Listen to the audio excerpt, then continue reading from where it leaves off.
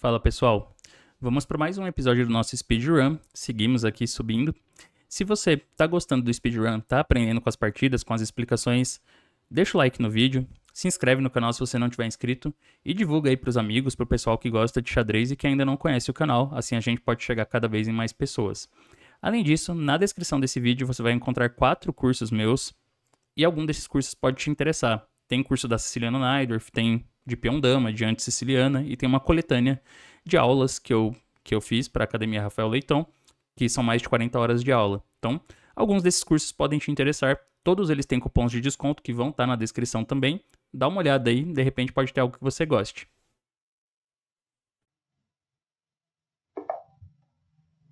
Brancas agora? Isso, não foi. Partida cancelada. Vamos lá. Vou jogar E4. Faz um tempo que eu não jogo E4. Cavalo F3. Defesa Philidor. Bom, a Philidor, o ponto negativo dela é permitir D4, né? Não que cavalo C6 não permita, que eu já joguei umas escocesas na série, mas no caso da Philidor, o D4 chega bem mais tranquilo, assim. Putz, e aí F6, mano. Caramba, isso aqui... Ó, vocês sabem, né? Quem tá acompanhando a série desde o começo, isso aqui era a abertura que a galera jogava ali quando a gente tava nos 400 de rating, esses F6. Estamos quase 1000 pontos acima e ainda acontece o mesmo erro. Bom, bispo C4. Debilitou as casas brancas. Vamos pra cima, né? Nas casas brancas. Agora, tá. Ó, isso aqui já, tipo, meio que já tá chamando um golpe, assim, né? O preto. Porque D por E5, F por E5, cavalo por E5. D por E5, dama H5, cheque. O rei vai pra D7, né? Porque esse G6, dama por E5, cai a torre. Mas eu não vou fazer nada aqui, eu vou jogar rock. Vou simplesmente pôr meu rei em segurança. Não, peraí, aí G5... Aí é complicado, né? Aí é muito complicado. Não tem cavalo por G5 aqui? Cavalo por G5, FG, dama H5, cheque, rei D7. Bispo G8, torre G8, dama F7, bispo E7, defende a torre. Por um detalhe, não tem cavalo por G5 já. Eu queria jogar D por E5, mas na real D por E5, D por E5. Se ele jogasse F por E5, já cai G5 ali, mas ele joga D por E5. Se bispo F7 cheque, rei E7, ainda não ganha a dama.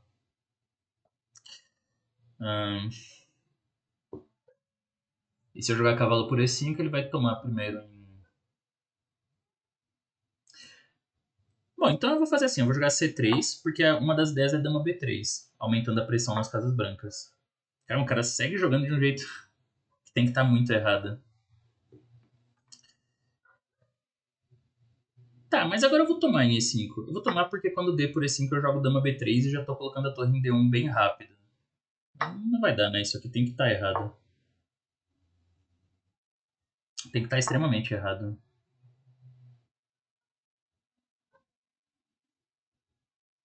Apesar que...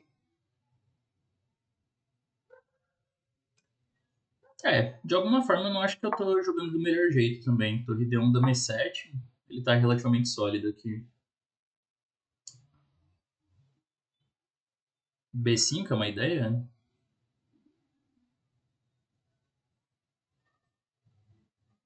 Tipo, B5 bispo E6 depois. Eu vou jogar cavalo BD2. Minha ideia é, sei lá, levar o... O cara tá realmente fazendo os lances que eu tô imaginando. Bispo E6, dama C2. Cara, pior que no fim das contas, vou jogar um... Eu não sei se eu tô jogando tão certo assim pra explorar. Mas tem algo interessante dessas posições. Tipo, acho que eu nem joguei do melhor jeito pra explorar os erros dele. Mas eu fiz lances naturais e de desenvolvimento bons. Então, não tem como a minha posição tá errada também. Por que eu vou estar pior aqui, né? Não tem muita lógica. Por que eu não estarei melhor, inclusive? É uma outra pergunta que a gente pode se fazer. Mas um ponto bem importante, ó, que eu queria chamar a atenção, é que ele tá começando ele tá fazendo esses avanços na ala do rei, né? Eu sei que tem gente que às vezes fica com receio, assim, desses avanços. Mas percebam que eu não tô mexendo nesses peões aqui, eu não jogo H3, não jogo G3, não jogo nada assim. Por quê? Quando o adversário tá avançando os peões para te atacar, Se você faz um avanço de peão para tentar evitar isso, às vezes é muito pior, né? Claro que cada posição tem suas particularidades, mas vocês vão perceber que como eu não estou mexendo nesses peões, é muito difícil dele abrir uma linha na ala do rei para atacar, porque quando ele chegar com o peão em H3, eu jogo G3. E se ele jogar G4, tá caindo H4. Se ele tivesse jogado G4 aqui, eu ia pôr meu cavalinho em H4 bloqueando o avanço dos peões. Então ele não consegue abrir linhas na ala do rei. Eu vou falar um pouco melhor disso depois da partida. Mas eu não tô com medo desse ataque, porque não tem ataque aqui. Eu sei que ele não vai conseguir abrir a posição. Então, enquanto isso, eu vou abrir linhas do outro lado, vou jogar A4, criando uma pressão nesse peão. Se ele jogar B por A4, eu ganho de volta a casa C4 para as minhas peças. Ele fez bispo B6, beleza, mas eu tiro a dama e a tensão em B5 continua. Ele vai ter que fazer alguma coisa a respeito disso. Não tem problema se G4, cavalo H4. Então ele joga A6, só que A6 tem uma falha tática, A por B5 abrindo a coluna. Quando C B5, bispo B5 cheque, né? Porque ele vai perder a torre ali. Então ele tirou o rei, mas agora a posição é bem ruim, né? Bispo C4 mesmo, por exemplo. Meu cavalo já vai entrar por D6 depois. Então isso aqui tá muito melhor para as brancas, né? Praticamente ganha já. E vejam que o ataque não deu em nada. Agora eu tô ameaçando cavalo D6 ou cavalo B6 e cavalo D5. Se dama E6... Opa, aqui ele já leva uma ideia tática, né? Então, ó, tô bem melhor. Mas já tem um arremate bem concreto. Então, vocês podem pensar um pouquinho aí. Jogam as brancas e ganham. Um exercício de tática ao vivo na partida. E a ideia ganhadora é essa, torre por D7. Isso poderia ser usado para forçar simplificações. Dama toma, cavalo B6, né? Aí, tipo assim, eu não ganho nada, mas eu troco mais peças e depois que eu tomo a linha 8, eu posso dar um cheque e entrar com a dama em B6, assim, vou ganhar mais material. Mas tem uma continuação ainda melhor. Cavalo por E5. F por E5, cavalo E5, dá um duplo e ganha a dama. E aí, acabou, né? Deve abandonar daqui a pouco, porque dama a menos. Ainda vou dar um cheque aqui para trocar em A6 ali já, tomar em A6. Se bispo D6, E5. Bom, esse aqui dá para eu tomar mais um peão com cheque. E eu acho que eu nem vou tomar aqui, eu dou um cheque em D5 e pego a torre na boa, né?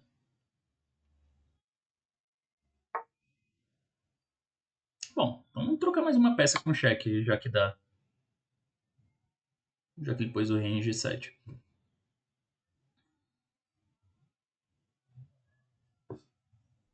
E acabou, né? Claramente. Cheque.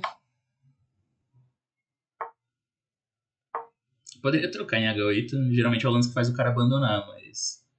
Aqui tá tendo mate também, né? Ixi, mate em 2.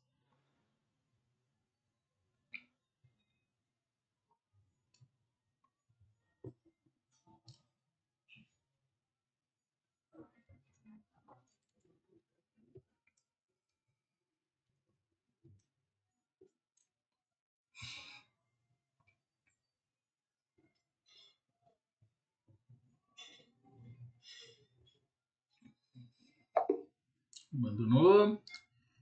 Chegamos, 1404.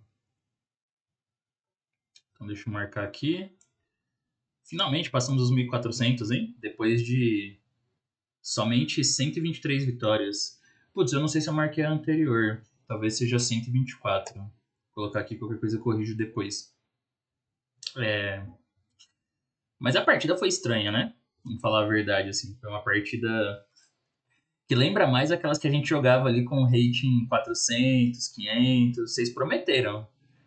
Tinha uns caras que comentavam, tinha um pessoal que sempre comentava nos vídeos ali quando tava nessa faixa de 400, 500, 600, que falava, ah, não, essas partidas aí os caras erram muito e tal, eu volto quando tiver na minha faixa ali, 1400, 1500, 1300, aí eu estamos nos 1400. Vocês prometeram, o cara jogou uma Philidor e mandou F6. Então, e aí, como é que fica? Deixa eu ligar aqui a avaliação. Tá vendo? Eu já tô dando 1,5 ponto depois de F6, simplesmente.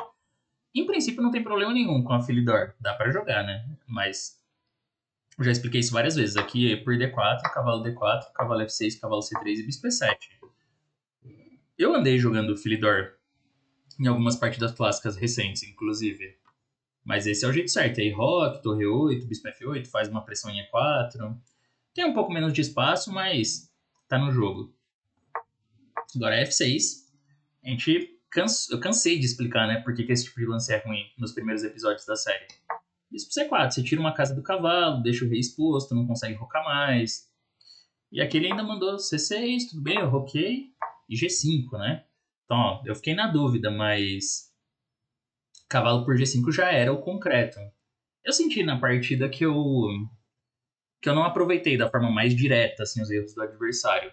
Mas isso é algo que eu já falei também bastante no speedrun, né? Que às vezes você não precisa ficar procurando o jeito mais concreto de explorar o erro do adversário, porque isso gasta tempo e você tem que ficar calculando as linhas. Você pode simplesmente fazer lances bons que você sabe que são lances de desenvolvimento e que vão melhorar a sua posição. Então, eu até senti intuitivamente que esse aqui era o ganhador, né? Que já dava para sacrificar material. Mas o problema é que eu calculei dama H5, e aí quando o rei D7, porque rei E7 leva mate, dama F7, eu pensei só em bispo toma G8. Torre G8, dama F7, parece que vai ganhar a torre, mas tem bispo E7 ele defende. Só que tem uma continuação mais forte aqui, não joga bispo G8, joga bispo G5. E essa continuação é bem forte. Mas assim, ela é muito concreta, tá? É muito baseada em cálculo mesmo, porque bispo E7, agora só tem um lance que dá vantagem decisiva, que é D por E5, sacrificando uma segunda peça. Cara, isso aqui é meio coisa polymorph, né? Bispo toma G5, cavalo C3, assim, cara. Com duas peças a menos e não importa, né? O importante é trazer peça pro ataque. O importante é trazer mais gente. Se eu achasse essa continuação aqui, eu sou um gênio, né? Na real. Dando duas peças por ataque. Mas pra vocês verem, segurança do rei é realmente importante. O preto perde, mesmo tendo duas peças a mais, porque o rei ali vai ficar num perigo absurdo com o torre AD1 chegando. Mas no fim, eu não vi nada tão concreto, então eu falei, eu vou jogar C3. Eu tenho certeza, ó, vamos ver a barrinha aí, vamos observar. Mas eu tenho certeza que a minha vantagem nunca foi talvez menos de um ponto, assim, ou 0,9, mesmo não tendo jogado os lances mais diretos. Então eu fiz C3 para a dama vir para B3. Eu fiquei na dúvida se eu jogava cavalo C3, por exemplo, que é um lance para desenvolver mais uma peça. Mas pareceu mais interessante C3, porque aí eu consigo trazer a dama também para jogar de forma ativa. O cara fez H5, e agora D por E5 é o bom.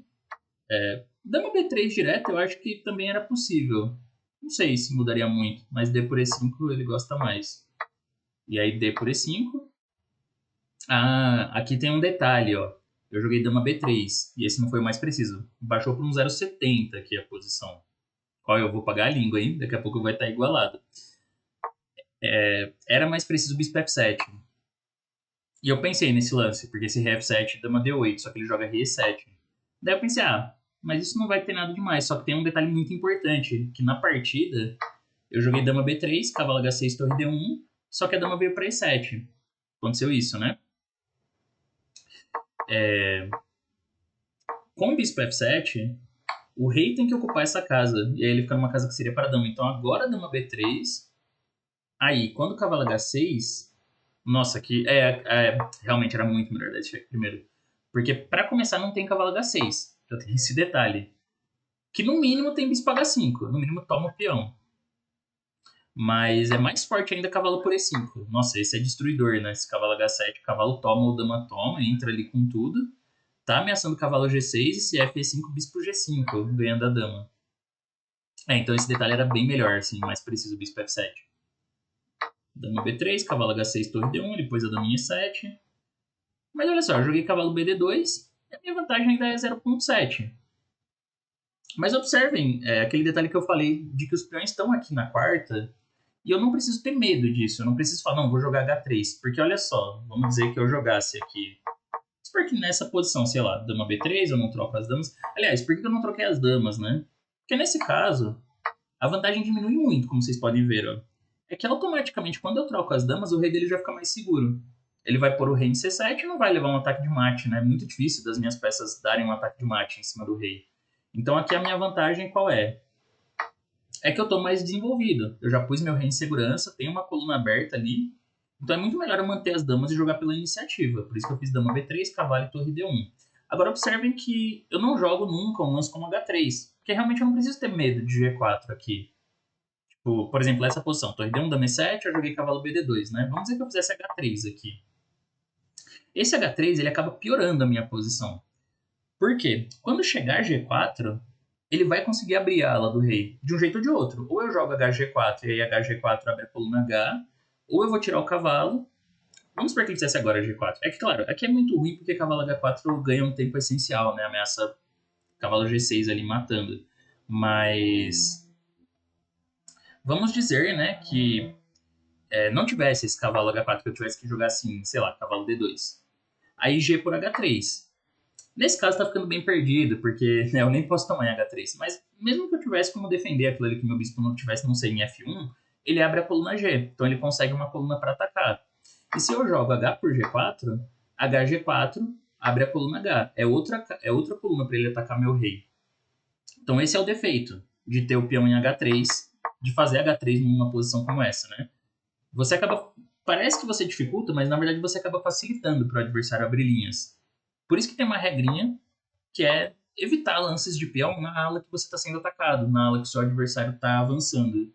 Porque quando você faz lances de peão, você cria esses pontos de contato na sua ala, né? São pontos que o adversário vai explorar para conseguir abrir linhas.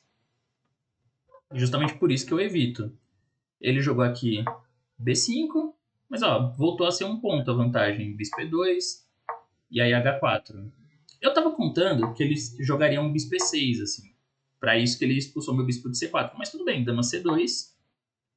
E a minha posição ainda é muito melhor. Agora, esse peão em B5, ele é o ponto de contato que eu vou explorar na ala da dama para jogar A4.